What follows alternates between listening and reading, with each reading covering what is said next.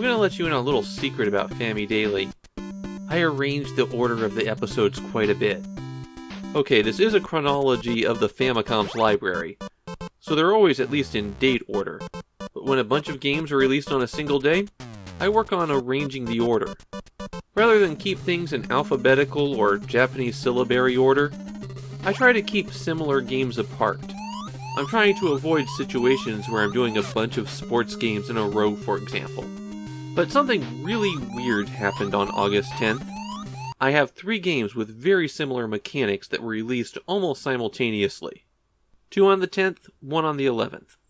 For some reason, all 3 games on the Famicom that involve rearranging tiles in order to make a path to an exit all released at the same time. When I spotted that as I was going through my game list, I had to put them all together. And we're kicking this off with Parallel World, a 100-stage-long puzzle game. The plot of the game is that Yuki and her boyfriend Yoshitaka are sucked into an alternate world, and the only way out is to clear the puzzles of each kingdom. On every stage you have to locate a key, then make a path to the exit. The key is always held by a monster, and there's 3 ways to destroy them. The first is to shove a brick into them. Any of the blocks that have a path on top of them can be moved, and you push those, but you can't pull them. The second option is that if a monster walks on top of the high tiles, then you can isolate them to 1 brick, and that will kill them after a couple of seconds. The final option is that you can bomb them. The paths that are crosses with a dot in the middle will release bombs if you walk up to them and hit A. Those detonate after a short period, though you don't see an explosion. When an enemy is defeated, it'll sometimes drop an item. The key is what you're looking for, because it opens up the exit in the upper left. They can also drop the Sands of Time, which will add more time to the clock, a gem that's just worth bonus points, a figure that adds an extra life, or a dragon that will mean that when you complete the stage, you go to a bonus stage. They can also drop an umbrella, and the stage will automatically end when you collect it. So let's say that you've opened the exit door. How do you get out? Well, the white tiles that you'll see are immobile, and you can climb up onto those, reaching the upper layer of the stage. You can hop down at any point, but once you're up here, what you usually want to do is walk along a path until you get someplace. The tiles with paths on them can be moved, and if you approach them and hit the A button, you'll rotate them. So what you'll be trying to do is build a path from the exit to one of those blocks that you can climb up onto. Watch out for these strangely shaped cross pieces.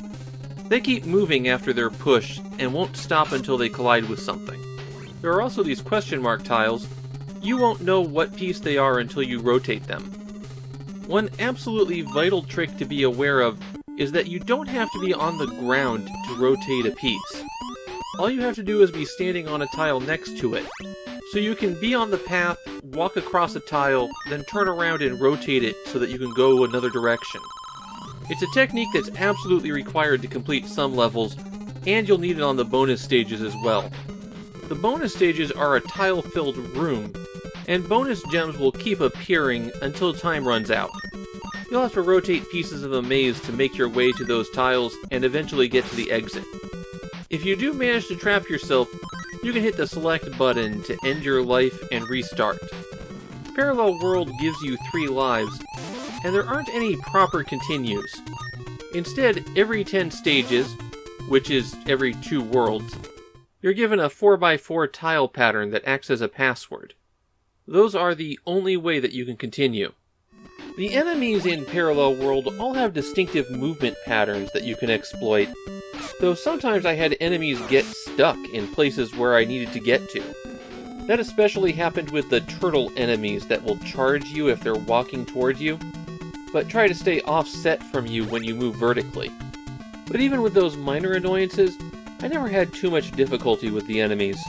In my hour of play I reached level 20, and I can't say I was ever really challenged here. One special feature of Parallel World is that you can play 2 players simultaneously. Perhaps the challenge of coordinating 2 of you making a path is more difficult than what I found playing alone. In Japan, this is an almost completely forgotten game. Nobody is going out of their way for Parallel World. And as I was playing it, I felt like the game was split in half.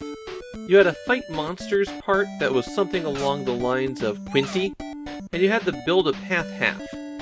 And neither of them really felt full-featured or complete. There weren't a whole lot of monsters that were coming after you, while laying out the path was trivially easy. The whole thing feels half-baked. I love my puzzly action games, but this one does nothing for me.